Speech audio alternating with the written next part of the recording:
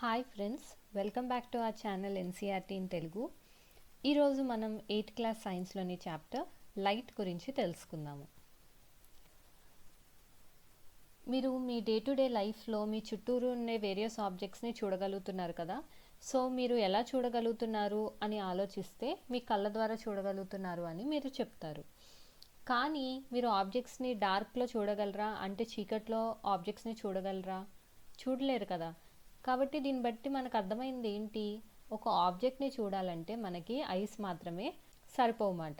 మరి మనం ఆబ్జెక్ట్ని ఎలా చూడగలుగుతున్నాము అని అంటే, ఒక ఆబ్జెక్ట్ దగ్గర నుంచి లైట్ అనేది వచ్చి మన ఐస్ని ఎంటర్ అయినప్పుడు అప్పుడు మాత్రమే మనం ఒక ఆబ్జెక్ట్ని చూడగలుగుతున్నాము. ఈ లైట్ అనేది ఆ ఆబ్జెక్ట్ ఎమిట్ చేయొచ్చు, లేకపోతే రిఫ్లెక్ట్ చేయొచ్చు అన్నమాట. ఇప్పుడు మనం లాస్ ఆఫ్ రిఫ్లెక్షన్ గురించి తెలుసుకుందాము. సో ఈ యాక్టివిటీ అర్థమవటానికి ఏం చేస్తారనంటే, ఒక టేబుల్ మీద వైట్ షీట్ని పెట్టండి, ఒక కోమ్ని తీసుకోండి, కోమ్ యొక్క అన్ని ఓపెనింగ్స్ని క్లోజ్ చేయండి. సో దీనికి మీరు ఒక స్ట్రిప్ ఆఫ్ బ్లాక్ పేపర్ అలాంటివి వాడచ్చు. అన్ని ఓపెనింగ్స్ని క్లోజ్ చేసి ఒక దగ్గర మాత్రమే ఓపెనింగ్ ఉండేలాగా చూడండి. నెక్స్ట్ ఏం చేస్తారంటే, ఈ కోమ్ని ఈ వైట్ పేపర్ ఏదైతే ఉందో వైట్ షీట్ దానికి పర్పెండిక్యులర్గా పెట్టండి, అంటే ఇలా 90 degrees యాంగిల్లో పెట్టండి. ఇలా పెట్టాక ఒక టార్చ్ తీసుకుని ఈ ఓపెనింగ్లో నుంచి లైట్ని వేయండి. సో ఇట్లా వేసినప్పుడు ఏమవుతుంది, ఈ టార్చ్లో నుంచి వచ్చే లైట్ అనేది ఇక్కడ చూసారు కదా ఒక రే లాగా మనకి కనిపిస్తుంది.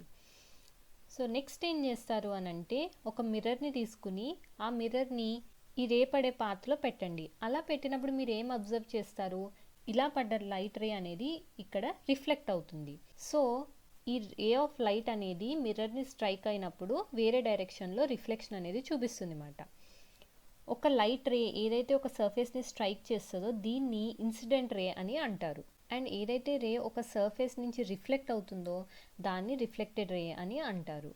సో రే ఆఫ్ లైట్ అనేది ఒక ఐడియలైజేషన్ అన్నమాట. అంటే రియాలిటీలో ఈ నారో బీమ్ ఆఫ్ లైట్లో చాలా రేస్ అనేవి ఉంటాయి, కానీ మనం సింప్లిఫై చేయడానికి రే అనే టర్మ్ని యూజ్ చేస్తాము.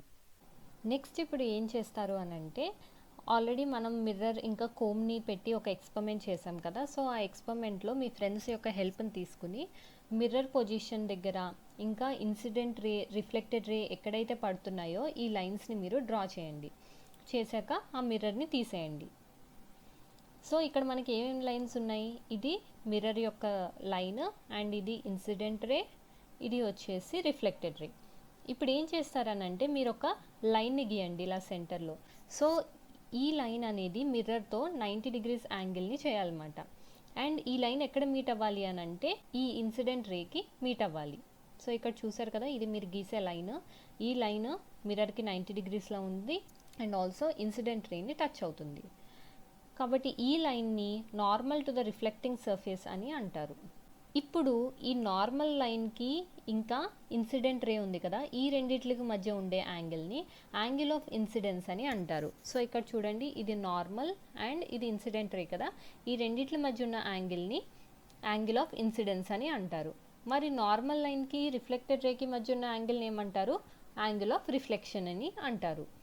ఇంకొకటి మనం గుర్తుంచుకోవాల్సిన విషయం ఏంటంటే, ఈ యాంగిల్ ఆఫ్ ఇన్సిడెన్స్ అనేది ఎప్పుడు యాంగిల్ ఆఫ్ రిఫ్లెక్షన్కి ఈక్వల్గా ఉంటుందన్నమాట. ఇది ఒక లా ఆఫ్ రిఫ్లెక్షన్. ఇప్పుడు ఇంకొక యాక్టివిటీ పర్ఫామ్ చేద్దాము. ఈసారి ఏం చేస్తారనంటే, ఒక చార్ట్ పేపర్ని లేదా స్టిఫ్ పేపర్ని తీసుకుని ఒక టేబుల్ మీద పెట్టండి.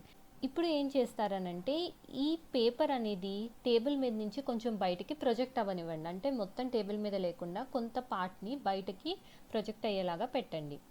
తర్వాత ఈ మధ్యలో చిన్న పోర్షన్ ఆఫ్ ద పేపర్ని కట్ చేయండి. నెక్స్ట్ ఏం చేస్తారు, సేమ్ ఇందాక ఎక్స్పెరిమెంట్ లాగే ఒక కోమ్ తీసుకోండి, మిర్రర్ తీసుకోండి, లైట్ తీసుకుని ఇలాగా లైట్ని ఇన్సిడెంట్ చేయండి. సో ఇక్కడ ఇన్సిడెంట్ రే అనేది ఇలా పడుతుంది కదా, మిర్రర్ని స్ట్రైక్ అయ్యాక రిఫ్లెక్టెడ్ రే అనేది మనకి కనిపిస్తుంది. నెక్స్ట్ ఏం చేస్తారు అని అంటే, మీరు కట్ చేశారు కదా, ఇక్కడ కట్ చేశాక ఈ పోర్షన్ని ఇలా కిందకి వంచండి. ఈ పిక్చర్లో చూపిస్తున్నారు చూడండి, కిందకి వంచుతున్నట్టు అట్లా వంచండి. అట్లా వంచినప్పుడు మీరు ఇన్సిడెంట్ రేని చూడగలరు, కానీ రిఫ్లెక్టెడ్ రేని కొంత పార్ట్ వరకే చూడగలరు. ఎక్కడైతే మీరు బెండ్ చేస్తారో అక్కడ చూడలేరు అన్నమాట. సో ఈ ఎక్స్పెరిమెంట్ వల్ల మనకు అర్థమైంది ఏంటి అని అంటే, incident ray, normal at the point of incidence and also reflected రే ఇవన్నీ సేమ్ ప్లేన్లో ఉంటాయి. మీరు సెకండ్ కేసులో ఏం చేశారు, ఈ షీట్ని కొంచెం బెండ్ చేశారు. బెండ్ చేసినప్పుడు ఏమైంది, ఓన్లీ ఇన్సిడెంట్ రే ఇంకా నార్మల్ ఒక ప్లేన్లో ఉన్నాయి, కానీ రిఫ్లెక్టెడ్ రే అనేది ఈ ప్లేన్లో లేదు కాబట్టి మనకి ఈ సెకండ్ కేసులో రిఫ్లెక్టెడ్ రే అనేది కనిపించలేదు. సో మనకి లాస్ ఆఫ్ రిఫ్లెక్షన్లో నేర్చుకున్నది ఏంటి, యాంగిల్ ఆఫ్ ఇన్సిడెన్స్ అనేది ఎప్పుడు యాంగిల్ ఆఫ్ రిఫ్లెక్షన్కి ఈక్వల్గా ఉంటుంది. And also incident ray, normal at the point of incidence and reflected రే ఇవన్నీ సేమ్ ప్లేన్లో ఉంటాయని మనకి అర్థమైంది. ఇప్పుడు ఒక లైట్ సోర్స్ ఓ అనేది మిర్రర్ మీద ఇన్సిడెంట్ చేయండి. సో ఇక్కడ మీకు కనిపిస్తుంది కదా, ఓఏ ఇంకా ఓసి అనేవి ఇన్సిడెంట్ రేస్ అన్నమాట. సో ఇప్పుడు ఓఏ అండ్ ఓసి అనేవి ఇన్సిడెంట్ రేస్ కాబట్టి మీరు రిఫ్లెక్టెడ్ రేస్ యొక్క డైరెక్షన్ని డ్రా చేయొచ్చు.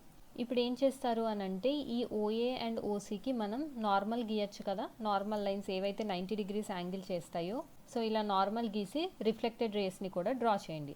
సో ఓఏకి రిఫ్లెక్టెడ్ రే వచ్చేసి ఏబి, ఓసికి రిఫ్లెక్టెడ్ రే వచ్చేసి సిడి. ఈ రిఫ్లెక్టెడ్ రేస్ గీసాక వీటిని ఎక్స్టెండ్ చేయండి. ఎక్స్టెండ్ చేసినప్పుడు ఇవి ఎక్కడైనా మీట్ అవుతాయా, మీట్ అవ్వవు. ఇప్పుడు ఏం చేస్తారు అని అంటే, వీటిని వెనక్కి ఎక్స్టెండ్ చేయండి. ఇలా చేసినప్పుడు అవి మీట్ అయ్యే పాయింట్ని ఐ కింద మార్క్ చేయండి అన్నమాట. సో ఇక్కడ మన వ్యూవర్స్ ఐ అంటే మనం ఎవరైతే చూస్తున్నామో మన ఐని ఈ అనే పాయింట్ కింద రిప్రజెంట్ చేద్దాము. సో ఈ రిఫ్లెక్టెడ్ రేస్ అనేవి యాక్చువల్గా ఐ దగ్గర మీట్ అవ్వవు, కానీ మీట్ అయినట్టు అనిపిస్తాయి అన్నమాట. కాబట్టి మనం దీనివల్ల ఏం చెప్పగలము, ఓ యొక్క వర్చువల్ ఇమేజ్ అనేది ఐ దగ్గర ఫామ్ అయింది అని మనం చెప్పగలం అన్నమాట. అందుకే మిర్రర్లో ఆబ్జెక్ట్ యొక్క లెఫ్ట్ అనేది రైట్ కింద కనిపిస్తుంది అండ్ రైట్ అనేది లెఫ్ట్ కింద కనిపిస్తుంది. దీనినే లేటరల్ ఇన్వర్షన్ అని అంటారు. ఇప్పుడు మనం రెగ్యులర్ అండ్ డిఫ్యూజ్ రిఫ్లెక్షన్ గురించి తెలుసుకుందాము.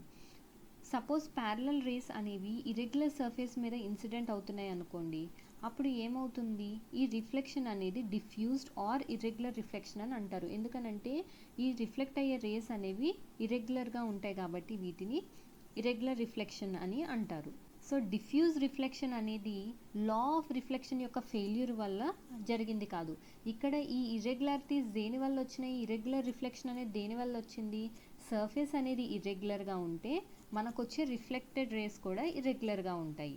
అలా కాకుండా ఒకవేళ కానీ రిఫ్లెక్షన్ అనేది ఒక స్మూత్ సర్ఫేస్ నుంచి వస్తుంది అనుకోండి, ఫర్ ఎగ్జాంపుల్ ఒక మిర్రర్ తీసుకున్నారనుకోండి, అదొక స్మూత్ సర్ఫేస్. సో ఇలా వచ్చే రిఫ్లెక్షన్ని రెగ్యులర్ రిఫ్లెక్షన్ అని అంటారు.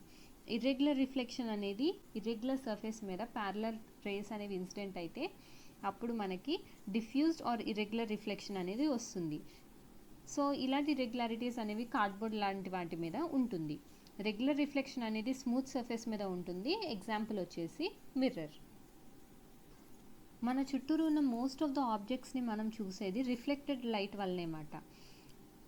ఇప్పుడు మనం ఎగ్జాంపుల్కి మూన్ని తీసుకుందాం. మూన్ అనేది సన్ నుంచి లైట్ని రిసీవ్ చేసుకుని ఇది రిఫ్లెక్ట్ చేస్తుంది అన్నమాట. అందువల్లే మనం మూన్ని చూడగలుగుతున్నాము. ఇలాంటి ఆబ్జెక్ట్స్ని ఇల్యూమినేటెడ్ ఆబ్జెక్ట్స్ అని అంటారు. అంటే ఏవైతే ఆబ్జెక్ట్స్ వేరే ఆబ్జెక్ట్స్ యొక్క లైట్ వల్ల షైన్ అవుతాయో వాటిని ఇల్యూమినేటెడ్ ఆబ్జెక్ట్స్ అని అంటారు. అలా కాకుండా కొన్ని ఆబ్జెక్ట్స్ వాటి లైట్ అవే ఇస్తాయి అన్నమాట. వీటికి ఎగ్జాంపుల్స్ వచ్చేసి sun, fire, flame of the candle, electric lamp, ఇవన్నీ ల్యూమినస్ ఆబ్జెక్ట్స్కి ఎగ్జాంపుల్స్ అన్నమాట. సో ల్యూమినస్ ఆబ్జెక్ట్స్ వాటంతట అవే లైట్ని ఇస్తాయి. ఈ లైట్ మన ఐస్ మీద పడి అలా మనం వాటిని చూడగలుగుతాము. ఇల్యూమినేటెడ్ ఆబ్జెక్ట్స్ అనేవి వేరే ఆబ్జెక్ట్స్ నుంచి లైట్ని రిసీవ్ చేసుకుని వాటిని రిఫ్లెక్ట్ చేస్తాయి కాబట్టి మనం వాటిని చూడగలుగుతున్నాము. సో ఇల్యూమినేటెడ్ ఆబ్జెక్ట్కి ఎగ్జాంపుల్ వచ్చేసి మూన్ అండ్ ల్యూమినస్ ఆబ్జెక్ట్స్కి ఎగ్జాంపుల్స్ వచ్చేసి సన్, ఫైర్, ఇంకా క్యాండిల్ నుంచి వచ్చే ఫ్లేమ్ అండ్ ఎలక్ట్రిక్ ల్యాంప్ కూడా వీటికి ఎగ్జాంపుల్స్. సో మీరు ఎప్పుడన్నా హెయిర్ కట్కి వెళ్తే అప్పుడు హెయిర్ కట్ అయ్యాక మీ హెయిర్ని చూపించడానికి ఇలా వెనక ఒక మిర్రర్ పెడతారు. అప్పుడు మీకు మీ బ్యాక్ ఆఫ్ ద హెయిర్ అనేది కనిపిస్తుంది. ఇది ఎలా జరుగుతుంది అని అంటే, మీ హెయిర్ యొక్క రిఫ్లెక్షన్ అనేది ఈ వెనకున్న మిర్రర్ మీద పడుతుంది. ఈ రిఫ్లెక్షన్ అనేది మళ్ళీ ఈ ఎదురుగా ఉన్న మిర్రర్లోకి రిఫ్లెక్ట్ అవుతుంది. సో మీ హెయిర్ అనేది ఈ మిర్రర్లో రిఫ్లెక్ట్ అవుతుంది. ఈ రిఫ్లెక్షన్ అనేది మళ్ళీ మన ముందున్న మిర్రర్లోకి రిఫ్లెక్ట్ అవుతుంది. ఇప్పుడు ఈ మిర్రర్ మీద ఒక వర్చువల్ ఇమేజ్ అనేది ఫామ్ అయింది కదా, ఈ వర్చువల్ ఇమేజ్ అనేది మళ్ళీ మీ ఐస్ మీద రిఫ్లెక్ట్ అవటం వల్ల మీరు మీ వెనక ఉన్న హెయిర్ని కూడా చూడగలుగుతున్నారు. సో దీన్ని బట్టి మనకు అర్థమైంది ఏంటి, రిఫ్లెక్టెడ్ లైట్ అనేది మళ్ళీ రిఫ్లెక్ట్ అవ్వగలదన్నమాట. ఓకేనా? సో ఇక్కడ మనకి ఏమైంది, ఈ లైట్ అనేది హెయిర్ మీద నుంచి ఈ మిర్రర్లోకి, మిర్రర్లో నుంచి ఈ ఎదురుగా ఉన్న మిర్రర్లోకి, అక్కడి నుంచి మన కంట్లోకి రిఫ్లెక్ట్ అయింది కాబట్టి మనం reflected light can be reflected again అని చెప్పగలం. ఇప్పుడు మనం మల్టిపుల్ ఇమేజెస్ కాన్సెప్ట్ గురించి తెలుసుకుందాము. ఫర్ ఎగ్జాంపుల్ 2 మిర్రర్స్ని తీసుకుని వాటిని ఇట్లా రైట్ యాంగిల్స్లో పెట్టి మధ్యలో ఒక కాయిన్ని పెట్టండి. అలా పెట్టినప్పుడు మీరు ఎన్ని ఇమేజెస్ని చూస్తారు? తర్వాత ఏం చేస్తారు అని అంటే ఈ మిర్రర్స్ని డిఫరెంట్ యాంగిల్స్లో పెట్టండి. లైక్ 45, 60, 120, 180 డిగ్రీస్ ఇలాంటి డిగ్రీస్లో పెట్టండి. ఆ తర్వాత ఏం చేస్తారంటే లాస్ట్లో ఈ 2 మిర్రర్స్ని ఒకదానికొకటి ప్యారలల్గా పెట్టి మధ్యలో ఒక క్యాండిల్ని పెట్టండి. ఇలా చేసినప్పుడు మనం మల్టిపుల్ ఇమేజెస్ని చూస్తాం అన్నమాట. సో ఈ మల్టిపుల్ ఇమేజెస్ కాన్సెప్టే కెలిడియోస్కోప్ని తయారు చేయడంలో యూస్ చేస్తారు. ఈ కెలిడియోస్కోప్ యొక్క ఇంట్రెస్టింగ్ ఫీచర్ ఏంటంటే మనం చూసిన ప్యాటర్న్ని మళ్ళీ చూడమాట. సో వాల్పేపర్స్ ఇంకా ఫ్యాబ్రిక్స్ తయారు చేసే డిజైనర్స్ ఇంకా ఆర్టిస్ట్ అనేవాళ్ళు కెలిడియోస్కోప్ నుంచి కొత్త కొత్త ఐడియాస్ని తీసుకుంటారు.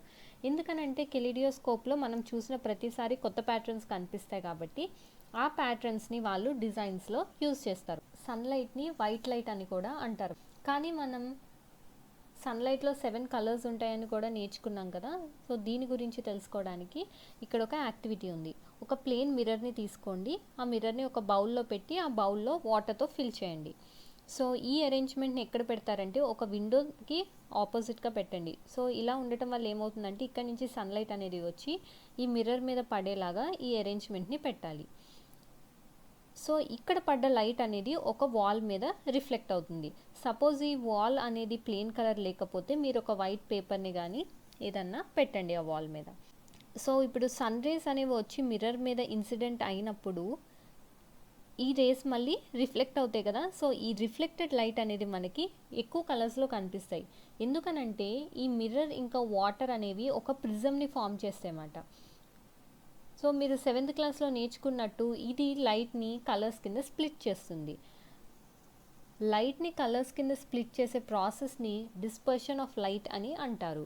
రెయిన్బో అనేది డిస్పర్షన్ చూపించే natural phenomena. What is inside our eyes? I అనేది చాలా ఇంపార్టెంట్ సెన్స్ ఆర్గన్ అన్నమాట. ఇప్పుడు మనం దీని గురించి తెలుసుకుందాము. ఐ రఫ్గా స్పెరికల్ షేప్లో ఉంటుంది. ఈ అవుటర్ కోట్ అనేది వైట్ కలర్లో ఉంటుంది అన్నమాట. ఇది చాలా టఫ్గా ఉంటుంది అండ్ ఆల్సో ఇది మన ఇంటీరియర్ ఆఫ్ ద ఐ అంటే ఐ లోపల ఉన్న వాటిని యాక్సిడెంట్స్ నుంచి కాపాడుతుంది.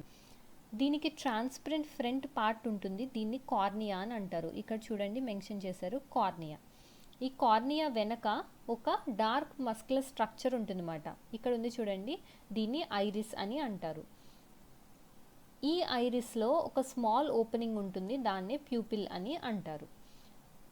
సో ప్యూపిల్ యొక్క సైజ్ అనేది ఐరిస్ ద్వారానే కంట్రోల్ అవుతుంది అన్నమాట. మన ఐకి ఒక డిస్టింక్టివ్ కలర్ ఇచ్చే పార్ట్నే ఐరిస్ అని అంటారు. ఐరిస్ అనేది మన కంట్లోకి వెళ్ళే అమౌంట్ ఆఫ్ లైట్ని కంట్రోల్ చేస్తుంది.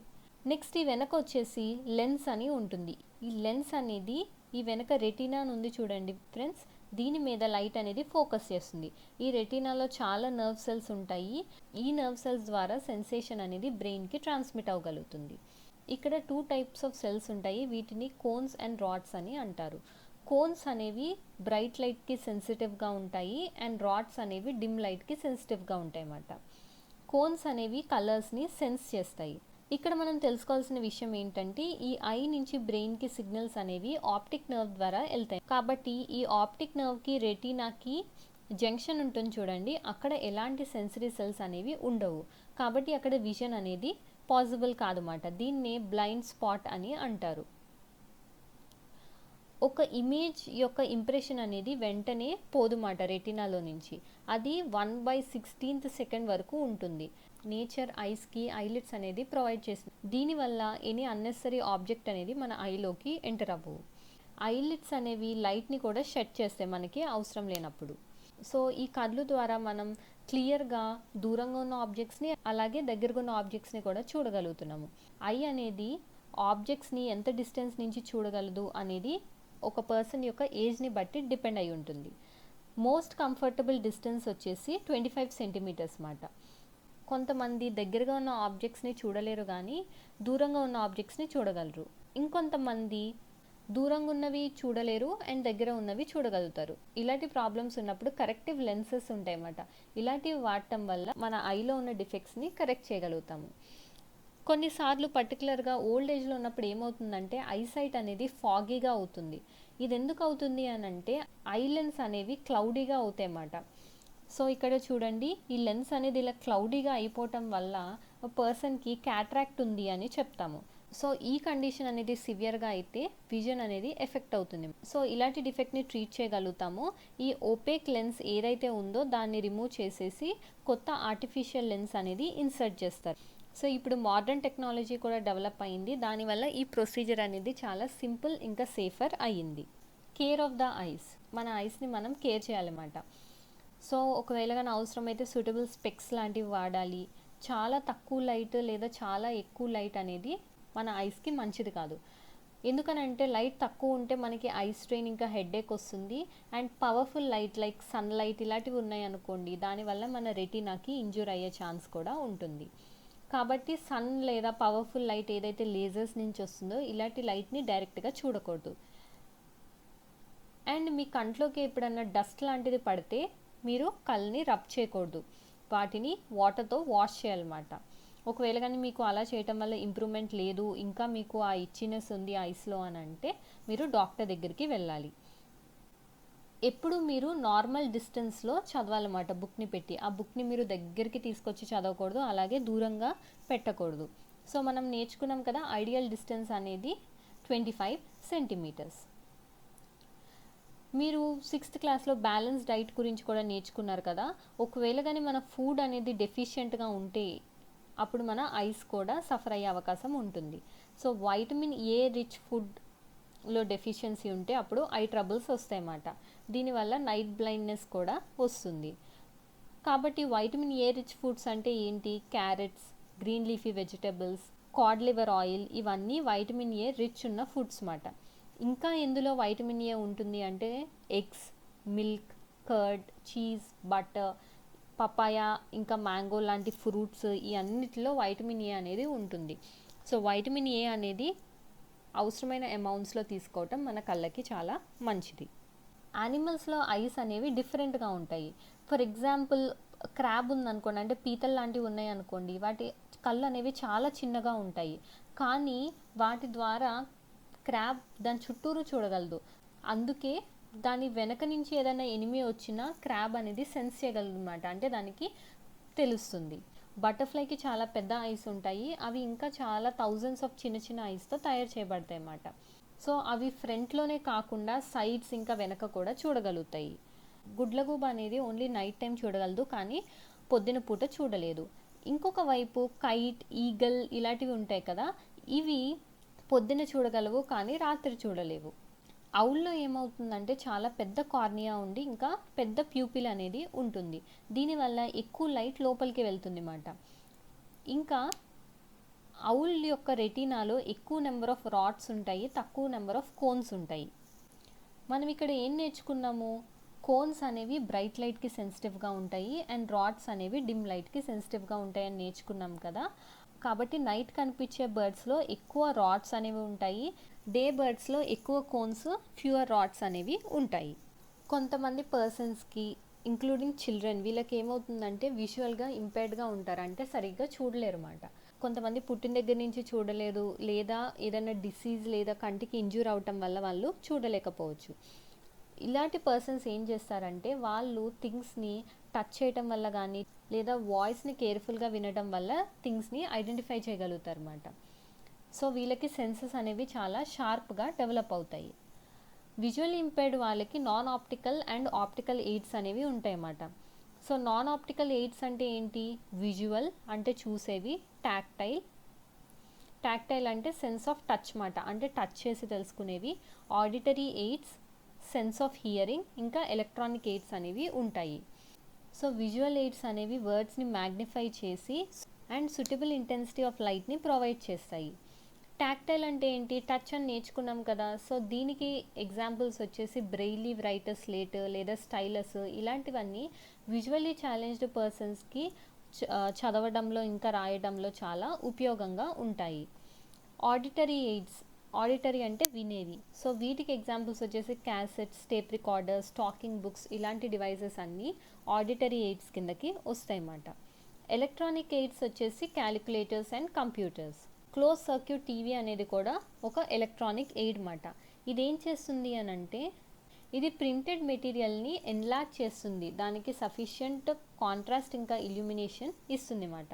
ప్రస్తుత రోజుల్లో లిజనింగ్ అండ్ రైటింగ్కి వీళ్ళు ఆడియో సిడీస్ లేదా వాయిస్ బాక్సెస్ ఉన్న కంప్యూటర్స్ అనేవి చాలా హెల్ప్ఫుల్గా ఉంటున్నాయి. ఇవన్నీ నాన్ ఆప్టికల్ ఎయిడ్స్కి ఎగ్జాంపుల్స్. ఆప్టికల్ ఎయిడ్స్లో ఏమేమి వస్తాయంటే bifocal lenses, contact lenses, tinted lenses, magnifiers ఇంకా టెలిస్కోపిక్ ఎయిడ్స్ అనేవి వీటికి ఎగ్జాంపుల్స్.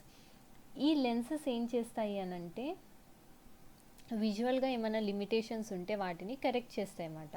సో నాన్ ఆప్టికల్ ఎయిడ్స్కి ఎగ్జాంపుల్స్ వచ్చేసి విజువల్, టాక్టైల్, ఆడిటరీ ఇంకా electronic aids. And optical aids వచ్చేసి examples different types of lenses and also telescopic aids. ఇప్పుడు మనం Braille system గురించి తెలుసుకుందాము. లూయిస్ బ్రెయిలీ అనే అతను కూడా విజువల్గా ఛాలెంజ్డ్ పర్సన్ అన్నమాట, అంటే కంటి చూపు లేదు. ఇతను వేరే విజువల్గా ఛాలెంజ్ అయిన పర్సన్స్ కోసం బ్రెయిలీ సిస్టమ్ అనేది డెవలప్ చేశాడు. దీన్ని 1821లో పబ్లిష్ చేశారన్నమాట. ప్రజెంట్గా వాడే బ్రెయిలీ సిస్టమ్ అనేది 1932లో అడాప్ట్ చేయబడింది. బ్రెయిలీ కోడ్ అనేది కామన్ లాంగ్వేజెస్కి, మ్యాథ్స్కి ఇంకా సైంటిఫిక్ నోటేషన్కి అన్నిటికి అవైలబుల్గా ఉందన్నమాట. ఈ బ్రెయిలీ సిస్టంలో 63 డాట్ ప్యాటర్న్స్ లేదా క్యారెక్టర్స్ ఉంటాయి. ఇవి ఒక లెటర్ని కానీ లేదా ఒక కాంబినేషన్ ఆఫ్ లెటర్స్ కానీ కామన్ వర్డ్ని లేదా గ్రామటికల్ సైన్ని రిప్రజెంట్ చేస్తాయి అన్నమాట. ఈ డాట్స్ అనేవి 2 వర్టికల్ రోస్లో 3 డాట్స్ ఈచ్ కింద రిప్రజెంట్ చేయబడతాయి. సో ఇక్కడ ఇచ్చింది దీనికి ఒక ఎగ్జాంపుల్. ఈ ప్యాటర్న్స్ అనేవి బ్రెయిలీ షీట్స్ మీద ఎంబోజ్ అయి ఉంటాయి అన్నమాట, అంటే ఇలా ఉబ్బినట్టు ఉంటాయి. సో అలా ఉండటం వల్ల విజువల్లీ ఛాలెంజ్డ్ పర్సన్స్ అనేవాళ్ళు దాన్ని టచ్ చేయటం వల్ల ఆ వర్డ్స్ని ఈజీగా రికగ్నైజ్ చేయగలరు. విజువల్గా ఇంపేర్ ఉన్న పర్సన్స్ బ్రెయిలీ సిస్టమ్ ద్వారా ఇనీషియల్గా లెటర్స్ని నేర్చుకుంటారు, తర్వాత స్పెషల్ క్యారెక్టర్స్ అండ్ లెటర్ కాంబినేషన్స్ని నేర్చుకుంటారు.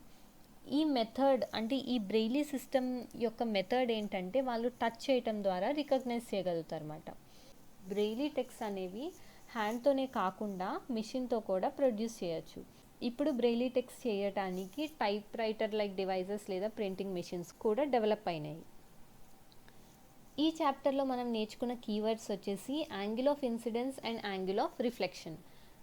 ఇందులో మనం నేర్చుకుంది ఏంటి, యాంగిల్ ఆఫ్ ఇన్సిడెన్స్ అనేది ఎప్పుడు రిఫ్లెక్షన్కి ఈక్వల్గా ఉంటుంది.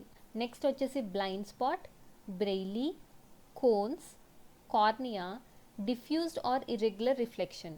డిఫ్యూజ్డ్ ఆర్ ఇర్రెగ్యులర్ రిఫ్లెక్షన్ అనేది ఒక ఇర్రెగ్యులర్ సర్ఫేస్ మీద parallel rays of incident light పడితే ఆ రిఫ్లెక్ట్ అయ్యే రేస్ అనేవి ఇర్రెగ్యులర్గా ఉంటాయి. Incident rays, iris, kaleidoscope, lateral inversion వల్ల రైట్ ఆఫ్ ద ఇమేజ్ అనేది లెఫ్ట్గా, లెఫ్ట్ ఆఫ్ ద ఇమేజ్ అనేది రైట్గా మనకి మిర్రర్లో కనిపిస్తుంది. Laws of reflection. So laws of reflection ఏంటి, angle of incidence is equal to angle of reflection. Next వచ్చేసి ఇన్సిడెంట్ రే, నార్మల్ ఇంకా రిఫ్లెక్టెడ్ రే అనేది సేమ్ ప్లేన్లో ఉంటాయి. Pupil, reflected race, reflection, regular reflection, retina and rods. ఇక్కడ ఇంకొన్ని నేను మళ్ళీ రిపీట్ చేస్తున్నాను చూడండి ఫ్రెండ్స్. ఒక స్మూత్ సర్ఫేస్ మీద లైట్ అనేది ఇన్సిడెంట్ అయితే అప్పుడు మనకు వచ్చేది రెగ్యులర్ రిఫ్లెక్షన్. అలా కాకుండా ఇర్రెగ్యులర్ సర్ఫేస్ మీద రిఫ్లెక్ట్ అయితే మనకు వచ్చేది irregular or diffuse reflection. Already నేను లాస్ ఆఫ్ రిఫ్లెక్షన్ గురించి మెన్షన్ చేశాను. 2 మిర్రర్స్ అనేవి ఇంక్లైన్ చేసినప్పుడు డిఫరెంట్ యాంగిల్స్లో మనకి మల్టిపుల్ ఇమేజెస్ అనేవి వస్తాయి. కెలిడియోస్కోప్లో మనకి బ్యూటిఫుల్ ప్యాటర్న్స్ ఎందుకు వస్తాయి అని అంటే దాంట్లో మల్టిపుల్ రిఫ్లెక్షన్స్ అవుతాయి కాబట్టి మనకి బ్యూటిఫుల్ ప్యాటర్న్స్ అనేవి వస్తాయి. సన్లైట్ని వైట్ లైట్ అని కూడా అంటారు. దీంట్లో 7 కలర్స్ అనేవి ఉంటాయి. సో లైట్ని కలర్ యొక్క కాన్స్టిట్యూయెంట్స్ కింద స్ప్లిట్ అయ్యే ప్రాసెస్ని డిస్పర్షన్ అని అంటారు. ఐ యొక్క పార్ట్స్ వచ్చేసి cornea, iris, pupil, lens, retina ఇంకా ఆప్టిక్ నర్వ్. ఈ ఆప్టిక్ నర్వ్ ద్వారానే మన ఐ నుంచి సిగ్నల్స్ అనేవి బ్రెయిన్కి వెళ్తాయి. ఒక నార్మల్ ఐ అనేది నియర్ బై ఇంకా డిస్టెంట్ ఆబ్జెక్ట్స్ని క్లియర్గా చూడగలదు. Visually impaired persons braille system ద్వారా చదవగలరు ఇంకా రాయగలరు. సో విజువల్గా ఇంపేర్డ్గా ఉన్న పర్సన్స్లో వేరే సెన్సెస్ అనేవి ఇంకా షార్ప్గా డెవలప్ అవుతాయి అన్నమాట. ఈ చాప్టర్లో మనం ఈ కాన్సెప్ట్స్ని నేర్చుకున్నాము. Thank you.